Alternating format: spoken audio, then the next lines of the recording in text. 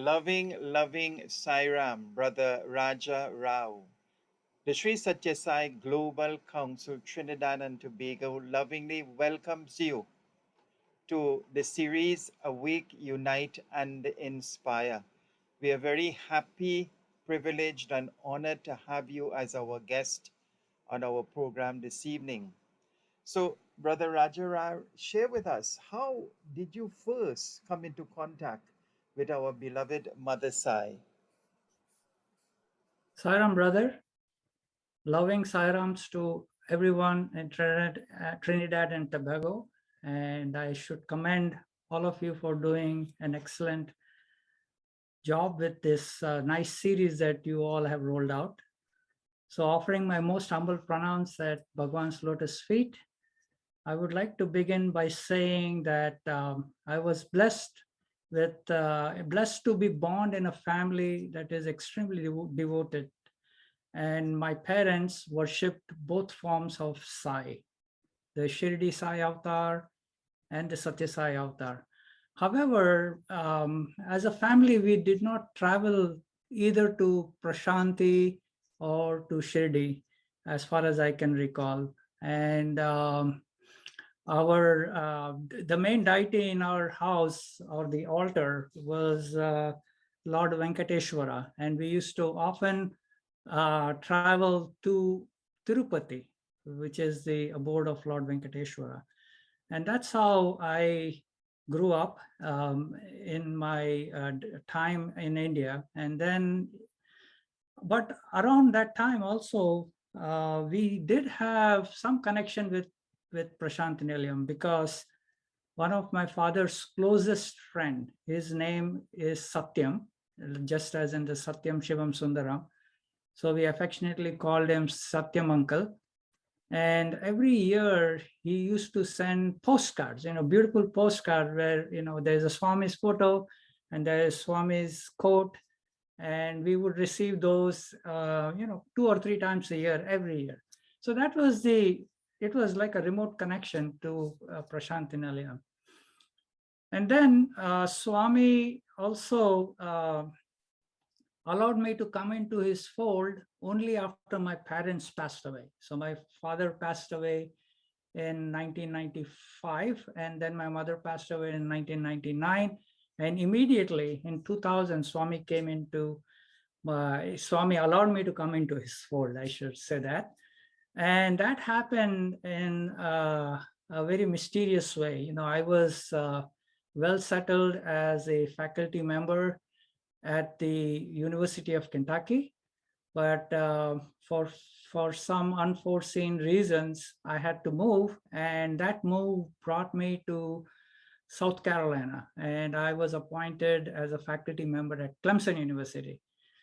And when you start a new appointment, one of the standard protocols of Clemson University is to make sure their faculty members are healthy so that they qualify for health insurance, etc., etc. So as part of that process, I had to see a physician and get a certificate that I'm okay health-wise. And as fortitude would have it, it turned out to be Dr. Veera. He is a practicing gastroenterologist, and he's from India. So after my visit with him, as I was leaving, he said to me, "Hey, it looks like you're new to this town, because Clemson and neighboring towns like Anderson are very, very small. And I'm talking about 2000, hardly much population. So people knew each other, So he said, it looks like you're a newcomer to this place." Then I said, "Yes, we just moved from Kentucky." And then he said, "Well, you may want to consider coming to my house this evening, because we have a get together and you can meet other Indian families here." Because he came to know that at that time I had, my daughter was only 10 years old, and definitely she would benefit from some good companionship.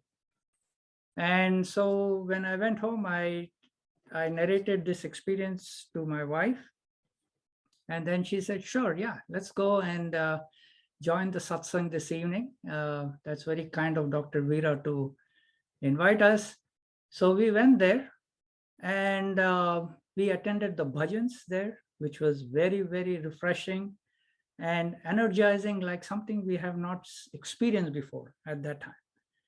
So after that, we were also given some books to read, and told about Swami and the Swami's mission. We received later on audio tapes, videotapes, and all of this, to learn about Swami and his mission was very, very captivating.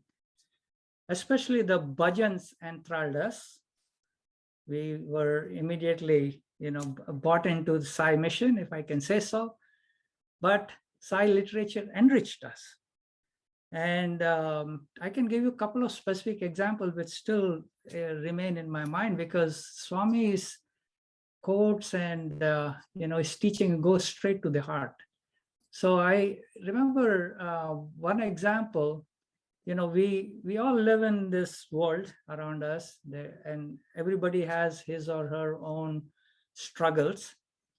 And there are like storms in our daily life. You find yourself, everything is going well, and suddenly the rug is pulled out under your feet, right? That has been experience of many, many of us. So that particular case, how do you handle the situation? A beautiful example that Swami mentioned comes to mind. He points to a bird sitting or perched on a branch of a tree, and there is huge thunderstorm. The tree is swaying this way, that way, the branches are going up and down.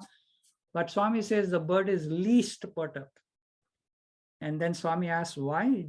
And the answer Swami gives is because the bird has more faith in its wings rather than the branch of the tree.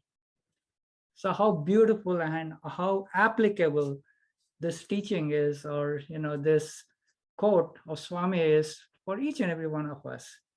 And another example that comes to mind is Swami narrates to his students how in the villages the villagers trap monkeys.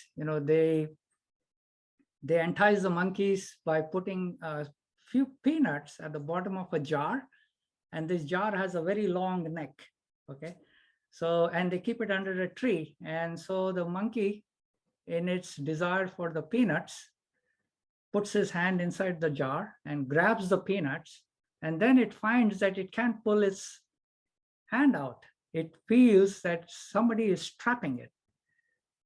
Likewise, in our daily life, right? Swami says we go after grabbing so many desires that you feel that the world is trapping us.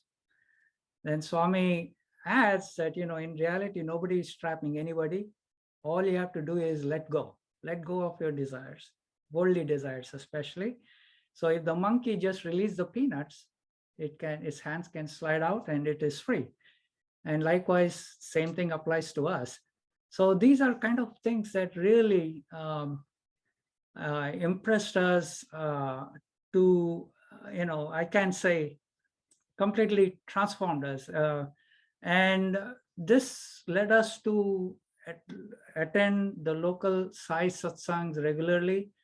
And finally, after 2 years of these wonderful satsangs where we were learning bits and pieces about Swami and Swami's mission, Swami's teaching, my wife and I decided it's time to visit Prashanthi Nilayam. And in 2002, we visited Prashanthi Nilayam during the Guru Purnima day. And it was, in hindsight, it was the wrong day to visit because there were so many people there. The crowds were huge. And we were clueless about where to stay, where to eat, nothing. That was our first ever visit to Prashanthi Nilayam. And although we stood in the line at around 3 a.m., the seating that we got was near the Rama, Lakshman, Mother Sita, and Hanuman statue. That is at the back end of the Sai Kulvantar. And when the procession began. Swami came out to give darshan. All we could see is Swami as a small orange dot from where we were seated. So that is the first time we had our darshan of Swami. Darshan, sparshan, sambhashan, these are the three things that any and every devotee treasures the most. So, and then, Swami started, I think Swami also unveiled his own statue as part of that event in the morning. And then Swami gave a discourse. And what he said in the discourse was so apt for me in particular. I can speak for myself, and I'm sure the same is true for my family. So Swami said that, there's no use of coming to Prashanthi Nilayam if your mind is already filled with worldly knowledge. And just as an aside, I want to tell you a short story about a Zen master. A disciple goes to a Zen master and says, I want to learn spiritual knowledge from you. So the Zen master says, that's very good. So let's first have a cup of tea. So they sit down at the table, and the Zen master starts pouring tea into the cup of the disciple. And the Zen master continues to pour the tea, and the tea is overflowing the cup. And then the disciple says, Master, what are you doing? Then basically the master says, you have come to me for spiritual knowledge, but your mind is already overflowing with worldly knowledge. How can I fill your cup, which in this case would be the disciple's mind, with the knowledge that I want to fill you with? So same is the case with Swami. And that was a wonderful, that was my first discourse, the first discourse I attended in the physical form. And it was a message that rings, and will stay throughout my life. I mean, that is something that one has to always keep in mind.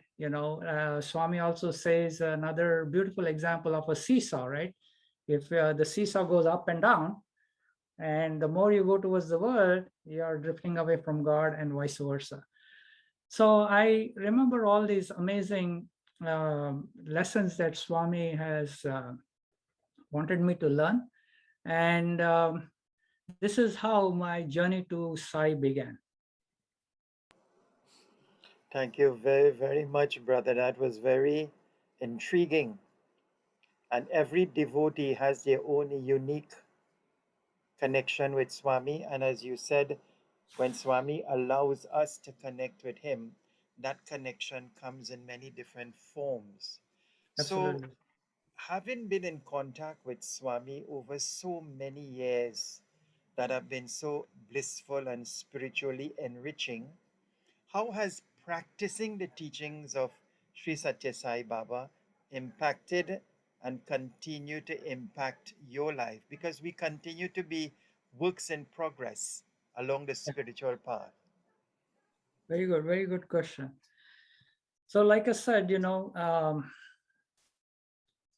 coming into Swami's fold and knowing about his teachings was like a wake-up call for me.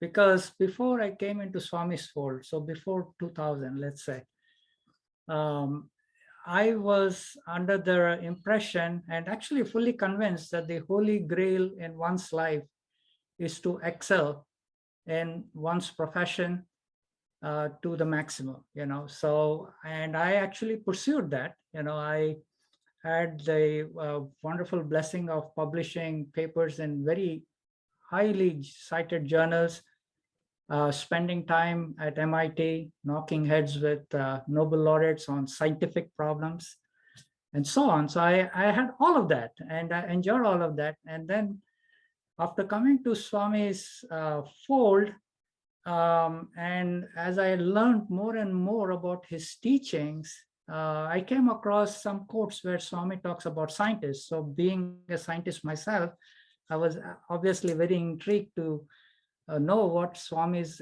thoughts were about scientists. And I read in some of his writings or discourses that Swami said, physics is useful. My profession is in physics, in the discipline of physics. But then Swami put a thunderbolt. He said, physics is useful, but it is only information. And then Swami added, saying that spiritual life is real transformation. And then Swami went on further to say that scientists can transform themselves only by getting into the spiritual life. And then he put the final nail in the coffin by saying that philosophy starts only when physics ends. And so I then on started consciously making an effort to spend time and learn more about Swami's teachings, participate more in Swami's activities. And in 2003, the local members here, we all got together and we were doing sufficient number of Sai activities, meeting on regular basis as a Sai group. And we did that for about a year. And in 2004, everybody felt that we need to graduate from being a Sai group to a Sai Center. Not that one is better than the other, but we would like to be registered in the state of South Carolina as a Sai Center. And so that was a transformation, take time out of physics and do more of Swami's work. And when in 2004, my family again visited to Prashanthi Nilayam, members asked me to seek Swami's permission, whether we should start a Anderson Sai Center in a small place like Anderson, South Carolina. And Swami, during one of the darshans in 2004, actually took that letter, and then eventually on February 29th, 2004, we were officially named as a Sai Center of Anderson, South Carolina. So notice the date. The date is February 29, 2004. So we are ever young. Our birthday comes once in 4 years because 2004, 2004 is a leap year. So we are a young, vibrant, dynamic Sai Center in Region 3. And I was made the president of the Sai Center. And, I was still trying to learn about how the organization works, the do's and don'ts of it. So I was very raw. But then unexpectedly, I was also selected as the regional devotional coordinator for Sai Region 3.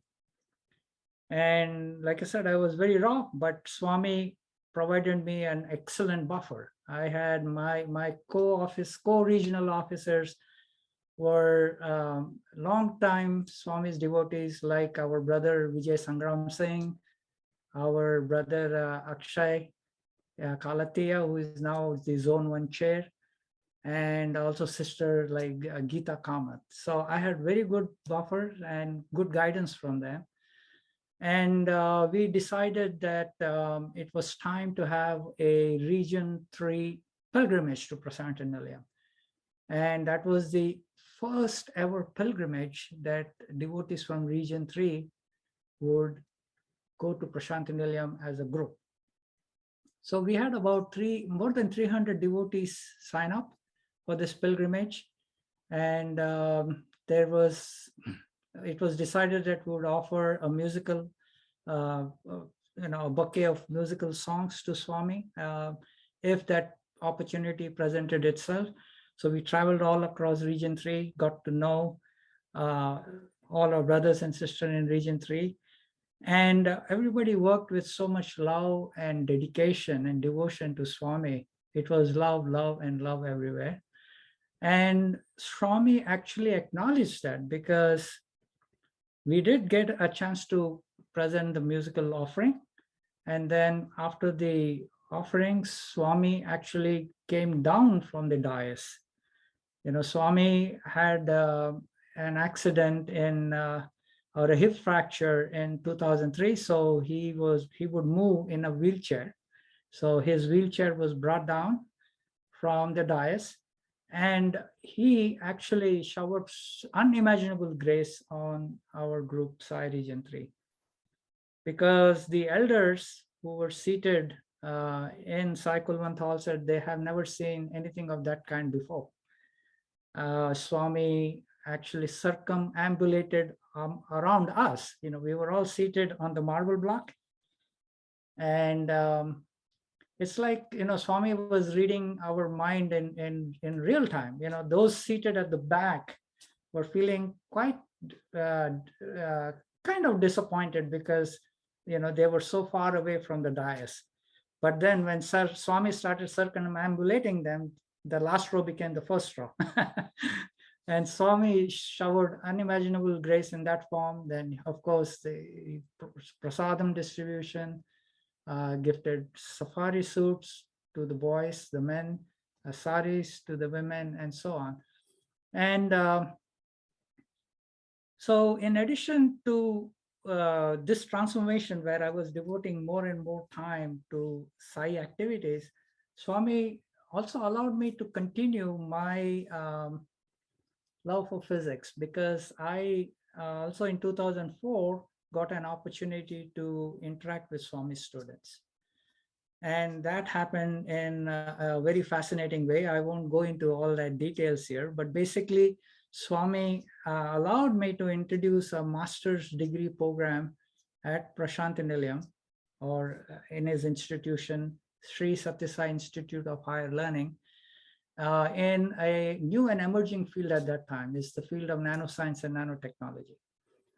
And my interactions with Swami students then motivated about 10 students to actually move to Clemson University, come to Clemson University to pursue that PhD.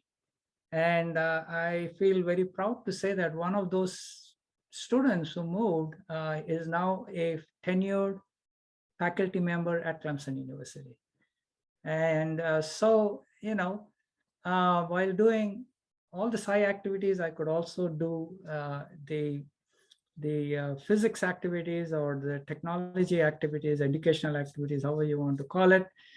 And Swami student would often ask me or request me to organize conferences and meetings, workshops, and every opportunity to work at Sri Satya Sai Institute of Higher Learning was an opportunity to interact with Swami.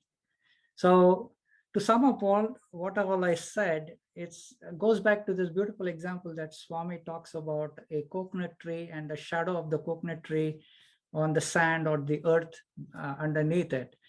So Swami says that the real tree, the real coconut tree, represents the spiritual life. The shadow tree represents the worldly life. And the real coconuts are basically the what one should want. And the shadow coconuts are basically the world prosperity. And so this is a beautiful example, because if you make an effort to actually climb the tree and reach for the real coconuts, you are walking through the worldly life and you will get the worldly prosperity. And I actually experienced that through the transformation that Swami allowed me to pursue. Saram. So, brother, that was very, very wonderful and transforming. But I want to go back to the coconut tree and the shadow. So, basically, what you are stating, as your understanding of that example, is that the real coconut tree represents really our spiritual life. Exactly. The shadow really represents our worldly or non-spiritual life. Pursuits, yeah. But they go hand in hand, because the real coconut tree, wherever it is placed or planted, will have the shadow. So Absolutely. they intertwine with each other wherever we go, but we sometimes we get caught up in the shadow rather than in the real coconut tree, and we feel that the shadow will bring us the joy, the prosperity, the worldly comforts, not Right. really understanding that the real joy, the permanent joy, is in the real tree. Can you expand a little bit on that, brother, from your understanding? Absolutely. So, we all are humans and we want our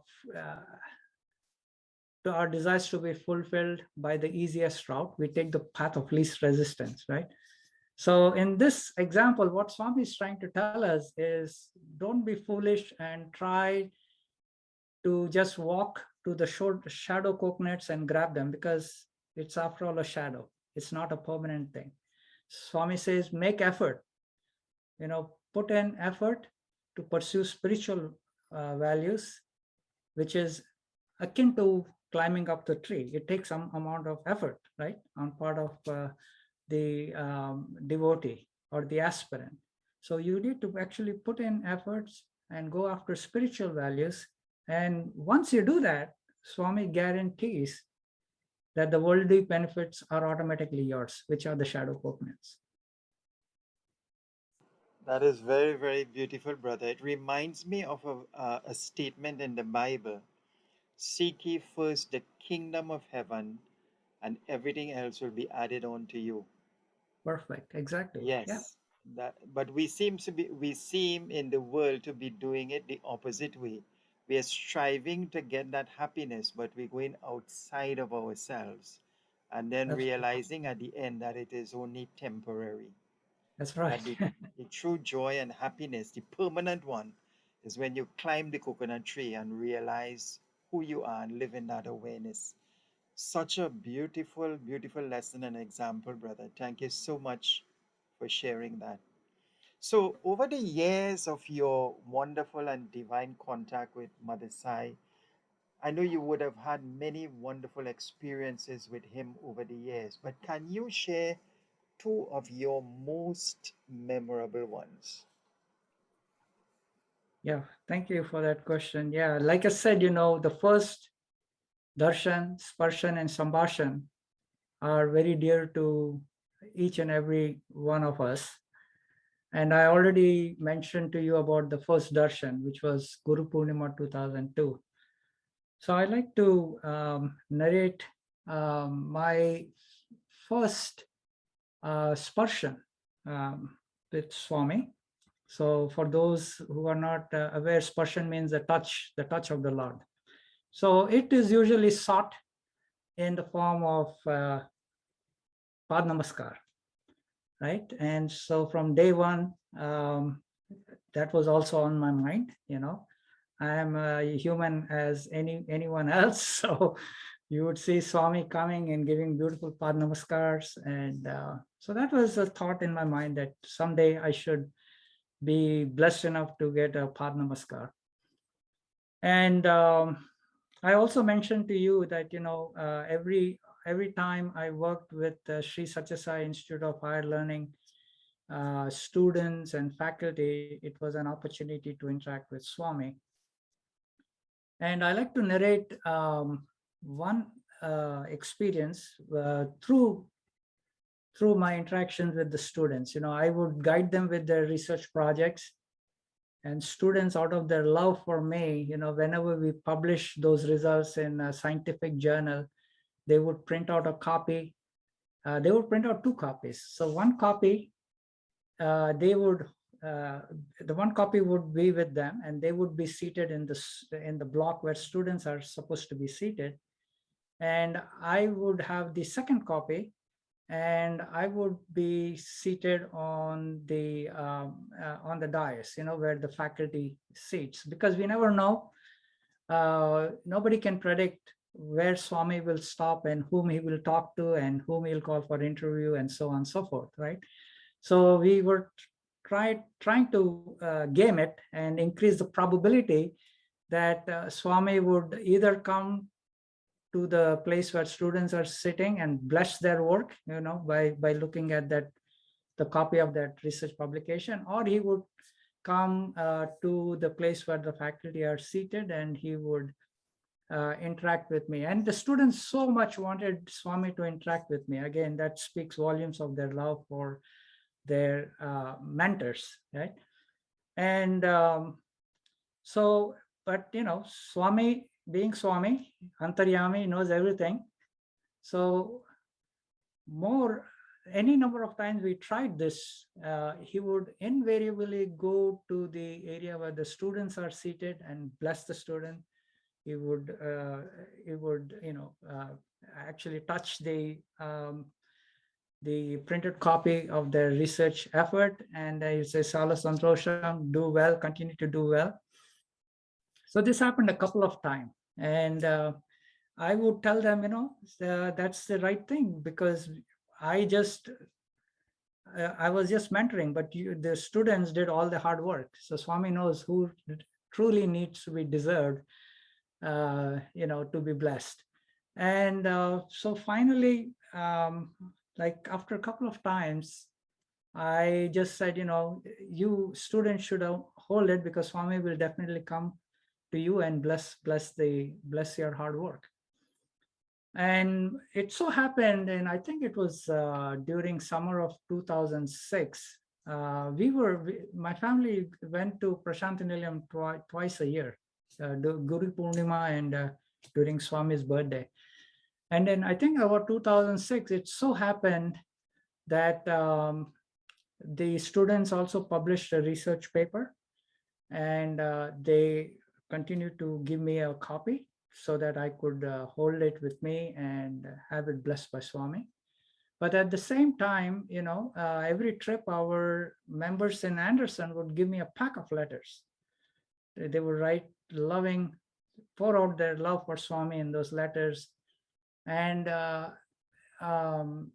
Swami has always accepted their letters. So that speaks volume of their love and devotion and dedication to Swami. So in summer 2006, it so happened that in one hand, I had letters sent by the devotees. In the other hand, had this printed copy of the research publication. So no brainer, right? I thought, how can I give Swami these letters? I know Swami will take the letters, and Swami has not taken this research publication yet. So I thought, why don't I put them together? I put them together and held them between my palms, and I was seated, and then Swami did come by. And the dexterity of Swami is so amazing that in a second, all the letters from my hand were in his hands, and my hand, only the manuscript or the printed copy was in my hand. And then Swami, with a mischievous smile, told me, give that to him. And it was Chakravarti sir who was walking behind Swami. And so the letters did go to Swami as he wanted to. And the research publication went to Chakravarti sir. So then at that point, I came to the realization that, Swami is teaching me a lesson here, right? And it dawned on me that, yes, while I am advising the students as a mentor, but it is Swami who is really working through me. And the students are the benefactors. Once I came to that realization, in future visits, I said to the students, I don't need to keep a printed copy. I know Swami is not going to come and bless it. And so all I could do in such future meetings is to thank Swami for giving me the opportunity to be able to work with the students. So I just had a small thank you note with me. And then Swami, he came in a golf cart. In those days, he used to come to the golf cart onto the dais. And as soon as he alighted, he would hold the hands of two of his boys as support, and he would walk towards where the faculty are sitting. And one such darshan, he beckoned to me. So I ran up to Swami, knelt down on my feet with my palms folded, and Swami took the small note, my thank you note. Swami acknowledged immediately that, that I did come to this realization, and I'm thankful for all the opportunities he's given me. So he took the thank you note, he opened it, read it, and then he did the most unbelievable thing. I can never would have imagined such a thing could happen to me.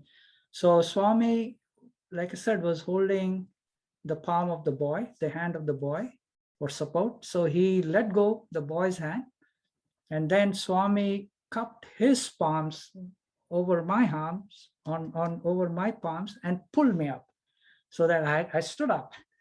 And then Swami held my hand and walked a few steps and across the dais towards the railing. So those who visit Prashanthi will know that there's a railing. There used to be a railing on the dais. And so with my hand in his hand, we walked together like father and son. And then once he reached the railing, he held the railing, and then he signaled to me to go back and take my seat. So that was a very liberating moment for me, because it also reminded me in our Vedantic scriptures, it says Swami, or God or divinity, however you want to look at it, assures you that you will never get drowned in this worldly life. So it is like Swami pulled a drowning man out of the ocean of worldly life. So Swami is also my savior. So that is my first wonderful experience, which I can never forget. And the other experience has to do with my center members. So at one point, we wanted to do a service project. We wanted to, as part of the Anderson Free Clinic, we would monthly go there. A couple of our devotees go there and render service as the Anderson Free Clinic. So we wanted to offer basically a medical camp, and Sister Geeta Kamath was guiding us along those process. And it was done in a very small way, but a lot of love and dedication and devotion to Swami. And then the YAs, the young adults, they put together a nice album with photographs of this medical camp. And on my following trip to Prashanthi Nilayam, they wanted me to actually take it to Swami and get it blessed by Swami. I said, okay. So I took it with me.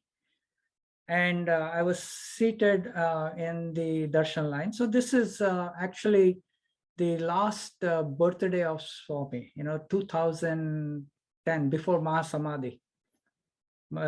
So I was seated in the audience, and while we were waiting for Swami to come, I was praying fervently, with a lot of expectation that Swami should come and bless it, because that will be a real boost for the young adults, because they put all these moments, wonderful moments of the medical camp into a nice volume. And if Swami would bless it, that would give a great boost to them. So as I was thinking about all this, and as we were waiting for Swami's darshan to begin, suddenly, some thought process happened in my mind, and I was asking myself, what would be the first Ganesh bhajan today?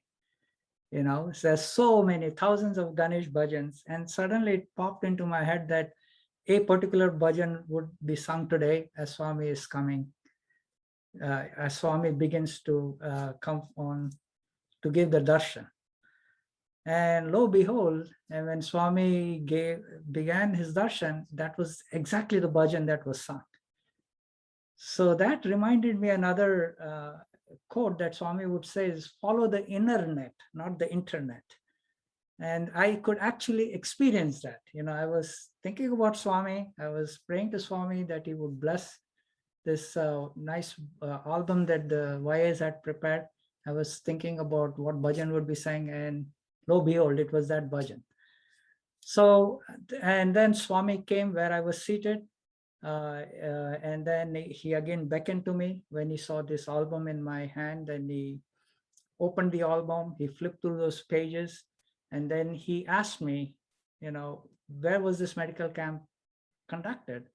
Then I said, Swami, it was conducted in USA with your divine blessings. Then Swami said, where? Then Chakravarti sir said, Swami, Americalo, in America. Then Swami said, oh, wonderful, very nice, very happy. And then he flipped through the album, and then he asked, and they gave me Pad Namaskar, and then he asked me to go back and sit in my place. So that's the second most memorable experience, but there are a lot more which are equally memorable. Sairam.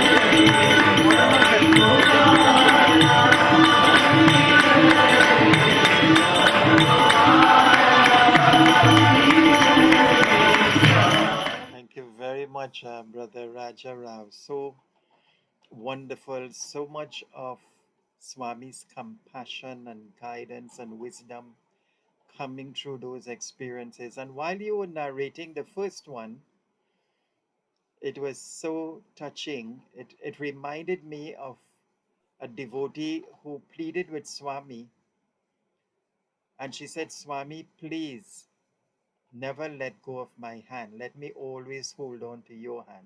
And Swami said, my hand is always there. You have to ensure that you never let go of my hand. So Absolutely. that's such a beautiful message, brother. And only when we pull away from him, because of the ego, and as you said, identification with the body and the attachment, we pull away and we disconnect from that reality of who we are, then the pain and the sorrow is part of that learning experience. So what a beautiful experience to always remember his hand is always there. We must always hold on to his hand. And there's a Exactly. But saying, yeah. I should also add here that all these experiences are a true reflection of our members of the Sai Center, our Sai fraternity. I'm just a representative. I happen to be a representative. Well, everything that happens is through his divine orchestration. Absolutely. And it reminds me of a saying, if you walk with God, you will always reach your destination. So, a truly powerful message and wonderful sharing, brother. Thank you. So, it leads me to another question. And you have held many positions: Region 3 coordinator, SSE teacher, president of the center. And when it comes to transformation of human consciousness, Swami emphasizes the importance of the practicing of human values. He's actually said educate is the Veda of the 21st century. And that is the process by which we can awaken the divinity and transform our lives from animal to divine. So, from your perspective, then being a very decorated educational profession, brother, founding director of the Clemson Nanomaterial Institute, R.A. Bowen Endowed Professor of Physics, former Associate Dean for Discovery at Clemson University, a fellow of 4 prestigious scientific organizations. So, through Swami's grace, you have attained so much academically, and you highlighted in your experience that there was a lot of emphasis on that, and gradually, with Baba's grace, it has now been a blend of academics with moral and spiritual values. So, from your understanding, your experience, and your life, what would you recommend or share to individuals out there as how we can create a better society, a value-based society? Because you look around and there's every conceivable type of what we might call a dharmic behavior prevalent in the world today. Please share. This is a $1 trillion question. So first of all, we should ask ourselves, why do we need a value-based society? And one simple answer is you need peace in the world, right? And so Swami has already given the answer to this question, how do we create a value-based society? How can we bring peace into the world? So, and Swami gave that free of cost. I should add that it's free of cost for a $1 trillion question. Swami provides an answer free of cost. And what is that answer? Swami says, when there is righteousness in your heart, there is beauty in the character. When there is beauty in the character, there is harmony at home. When there is harmony at home, there is order in the nation. And when there is order in the nation, there is peace in the world. So Swami has given tuck, tuck, tuck, tuck, step-by-step process. But how many of us really want to embark on this journey? So that is the problem. And how much are we doing to make sure members in our society have an opportunity to implement any or many of them? So if you look at the quote that I just mentioned, everything begins with oneself. Not only this quote, in this quote, Swami says, when there is righteousness in the heart. So it begins with the individual, right? And then it can be translated all the way to the society. So if you take any other quotes, like Swami has said, first be the change that you want to see in the society. And then then implement that change into the society. And finally tell, right? Then you motivate, you show others how to do it so that they can bring about a similar transformation in the society. Again, here, first be, you have to be the change that you want to see in the society. If you want to take other Sai literature like Swami's code of conduct, there also it begins with the self. So the first step, daily meditation and prayer. So I can go on and on because, man is a limb of society.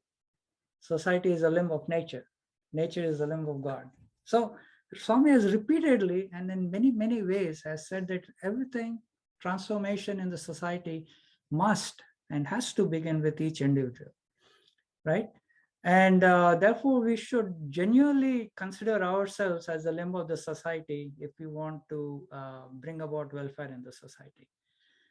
And how can that be done? You just mentioned, that I worked as a faculty member at Clemson University, had the opportunity to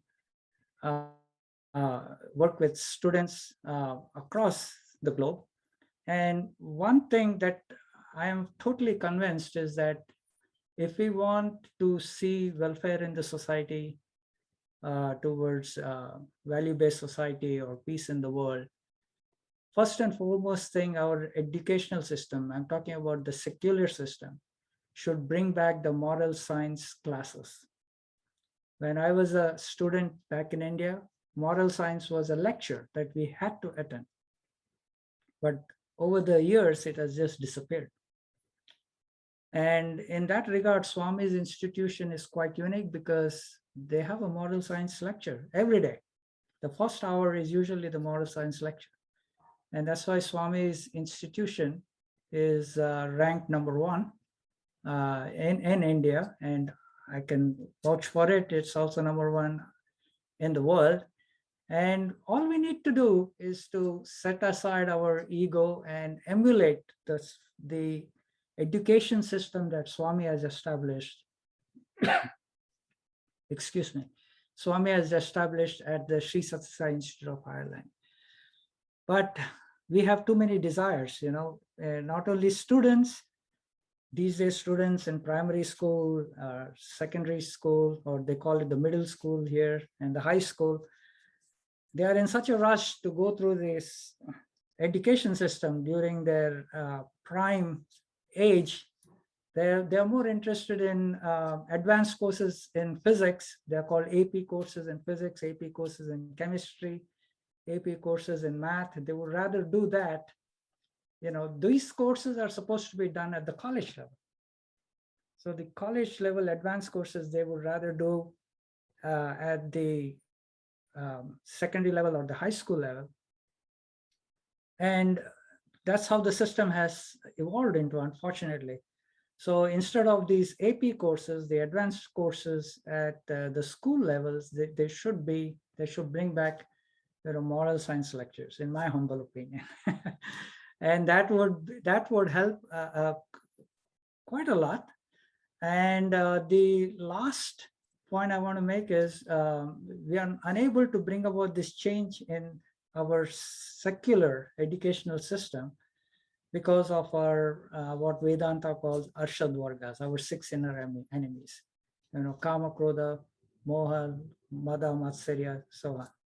So that's greed and desire and so on. So we need to actually be mindful of this and make sure the next generation and during their time or life, during their span when they can absorb most knowledge, a lot of spiritual knowledge is imparted to them. Right now, it is a responsibility of the parents and not of the educational systems in the society. That's how it is.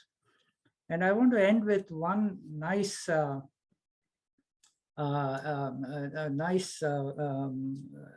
incident that I read, a nice interaction that I read between Dr.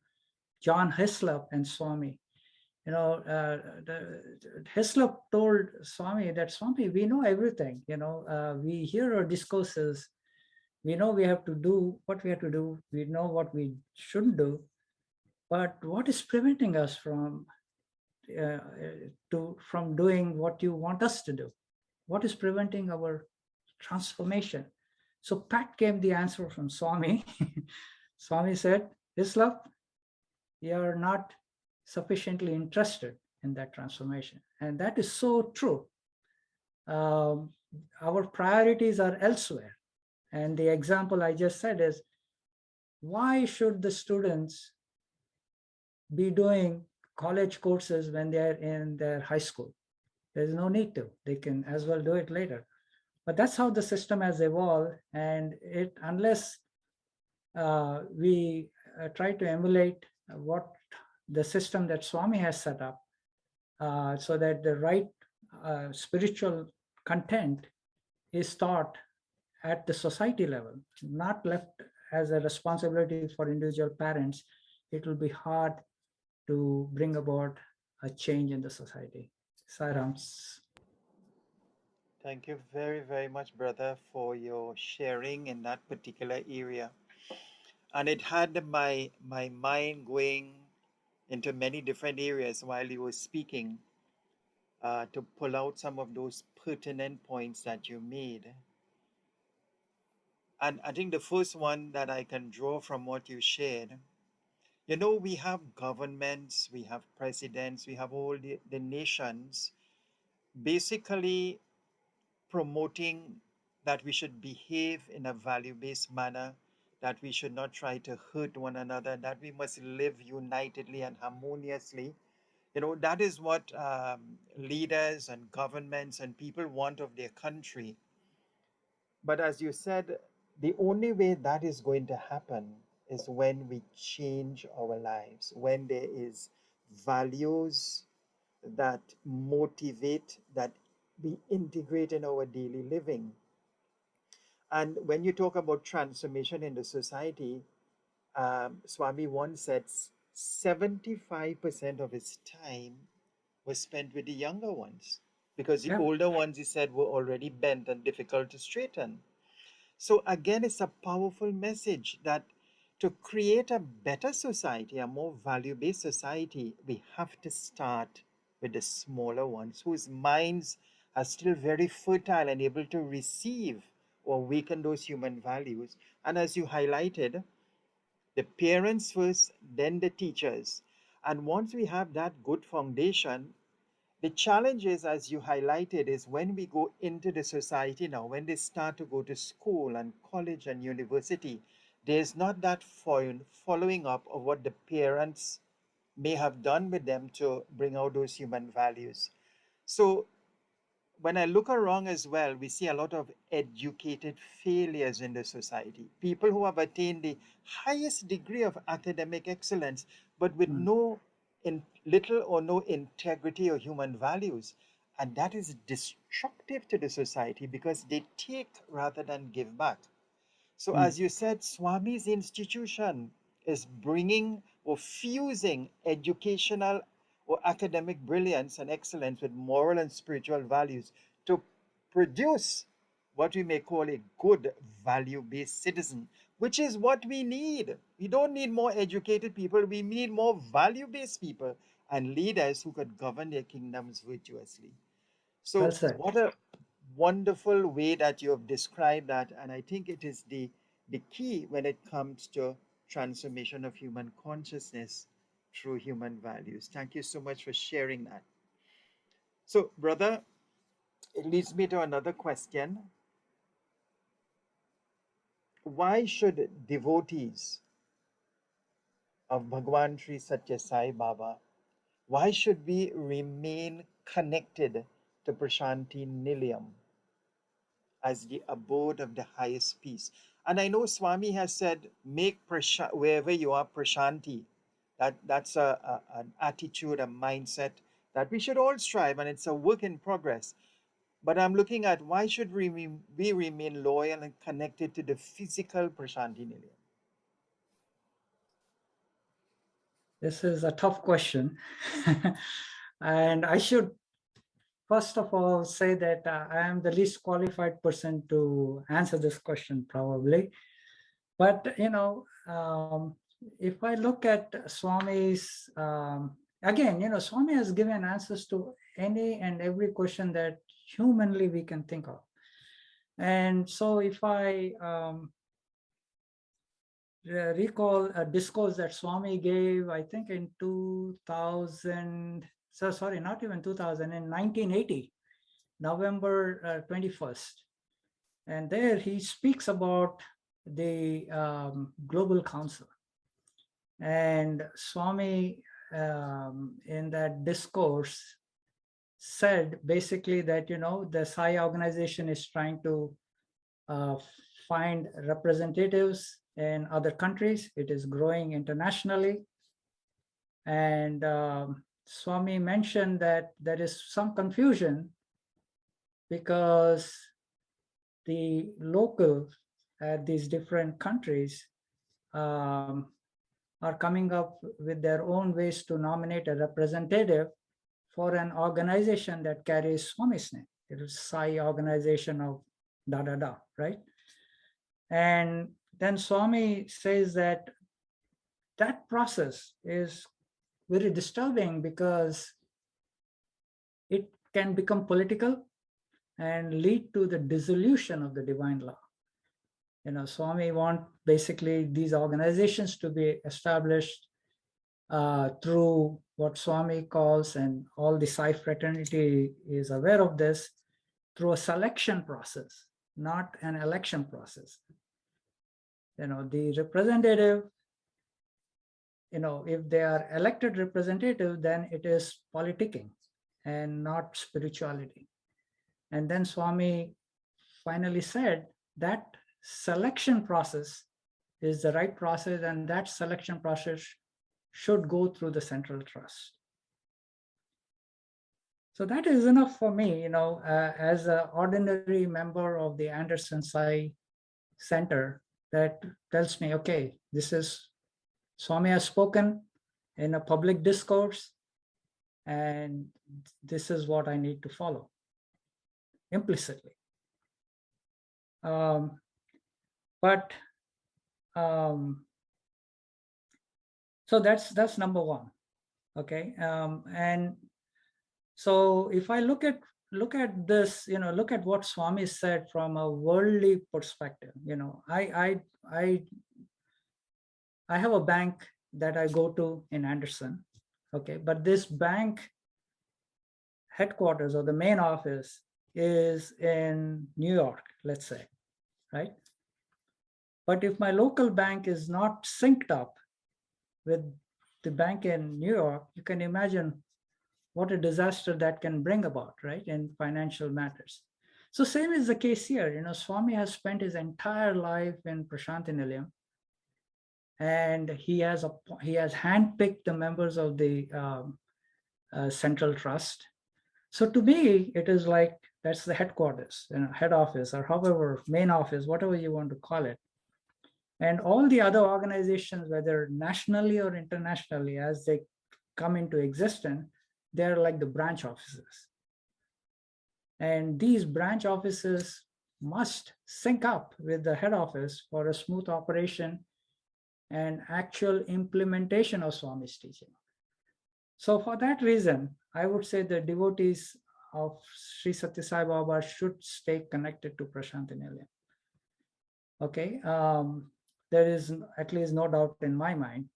And it may be true that, Swami in some personal interviews may have guided some members to get started with an organization that carries Swami's name. But that does not necessarily mean that they can operate out of sync with Prashanthi Nilayam. That's my humble understanding. I could be wrong. And the more and more I think about it, it is the Maya aspect that comes with divinity. So wherever there is divinity, and Bhagavad Gita teaches us over and over and over again in the form of dialogues within Krishna and Arjuna. Wherever divinity is present, Maya is present. And it's the Maya aspect that is actually deludes us.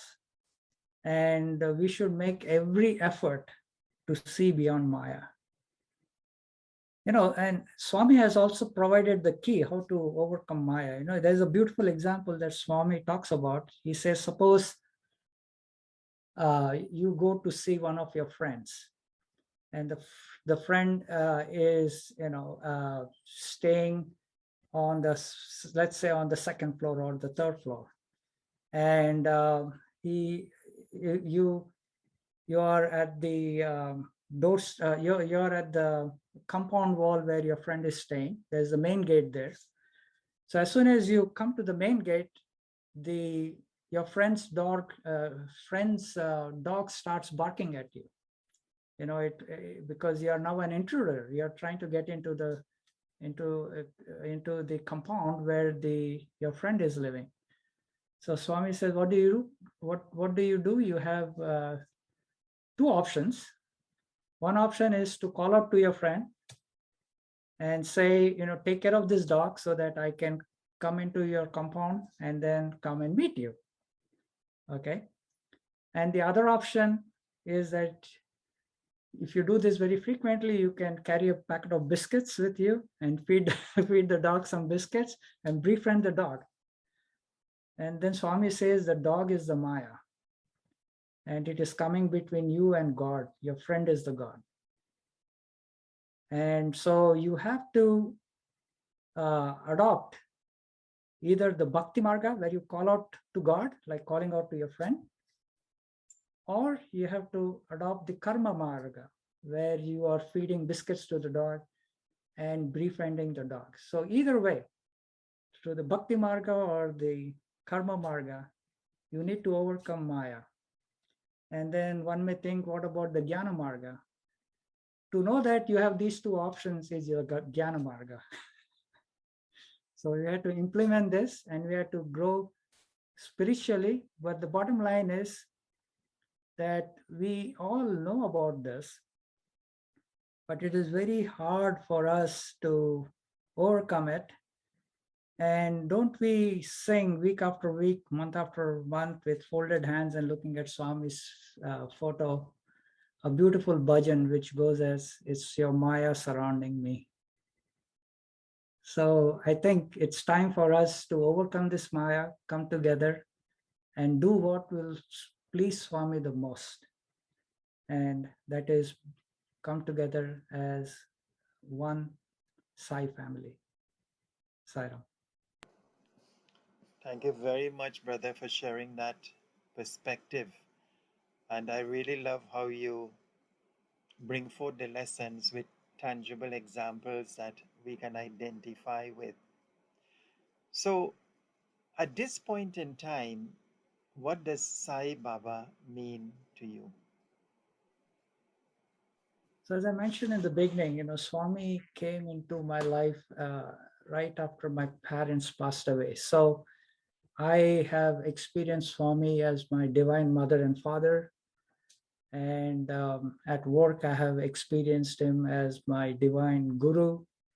Um, at Sai Centers as my divine friend. All aspects of Swami I have experienced.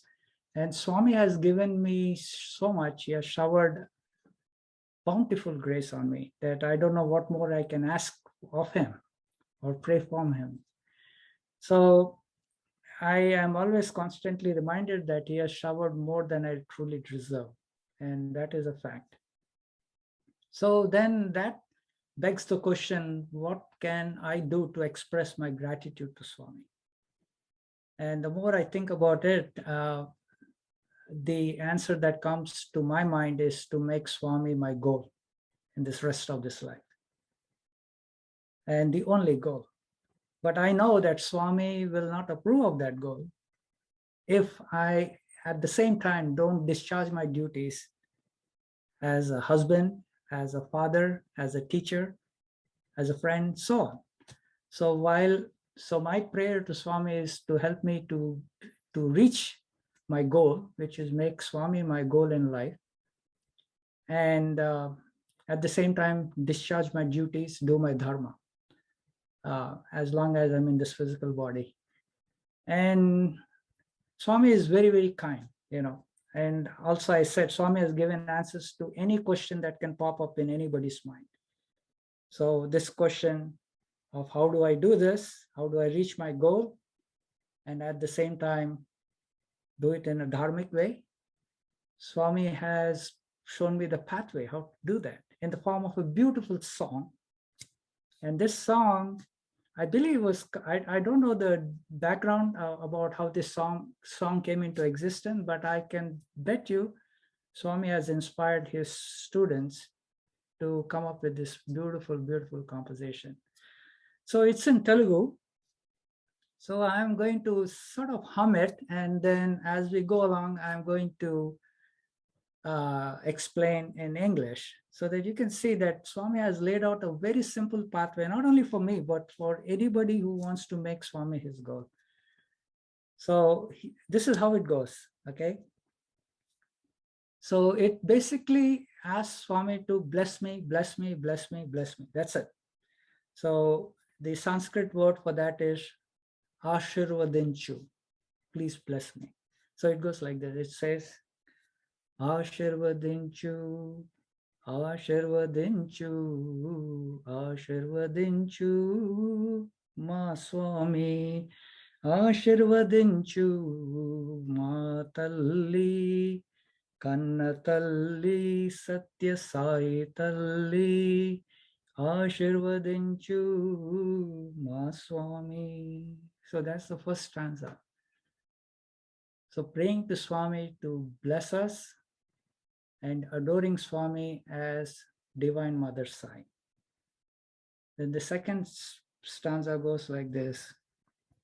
Mi matale mevu cheppalani, mi patale mevu padalani, mi kosame mevu vratakalani, మీ పాదముల చెంత ఉరగాలని ఆశీర్వదించు.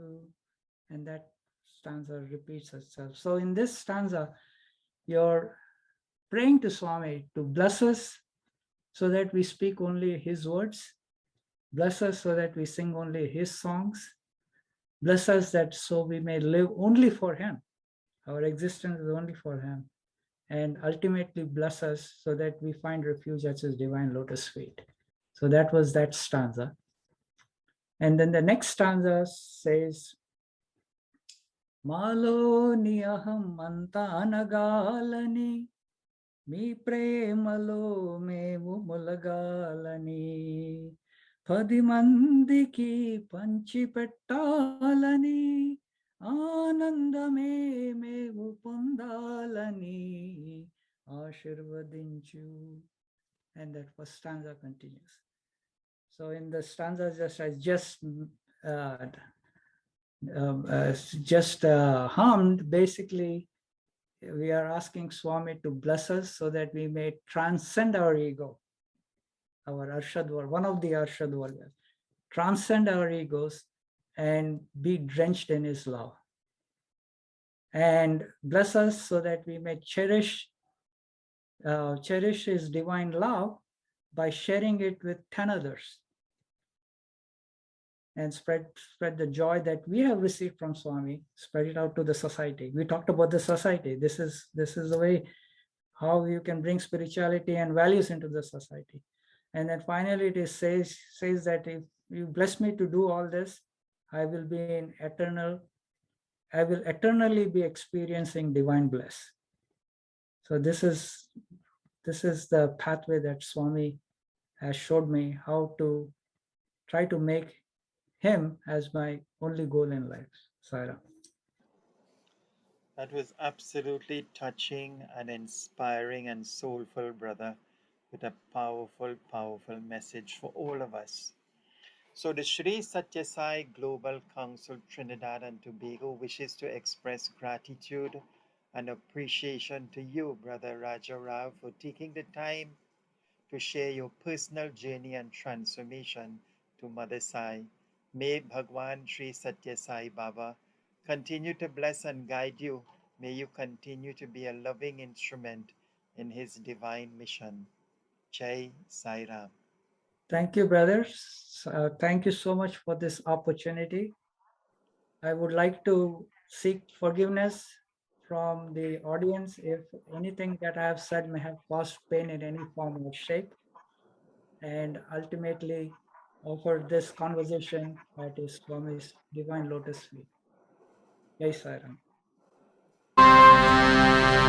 ఆశీర్వదించు ఆశీర్వదించు ఆశీర్వదించు మా స్వామి ఆశీర్వదించు మా తల్లి కన్న తల్లి సత్య సాయి తల్లి ఆశీర్వదించు మా స్వామి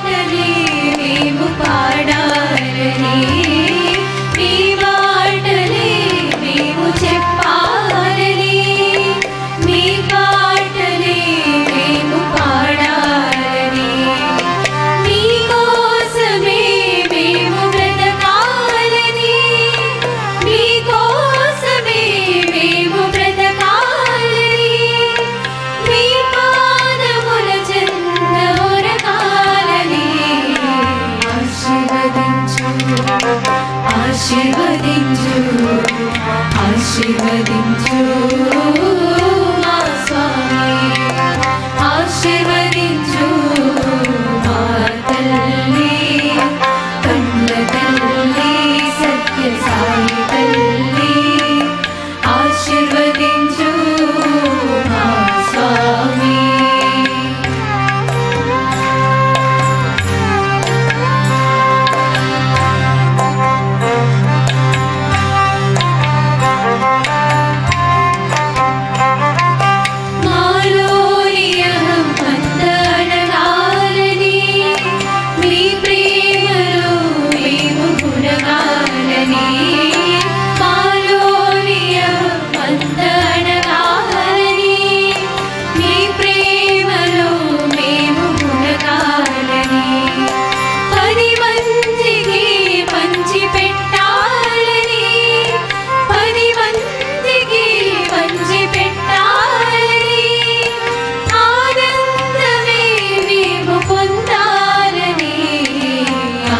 ఆశీర్వదించు ఆశీర్వదించు ఆశీర్వదించు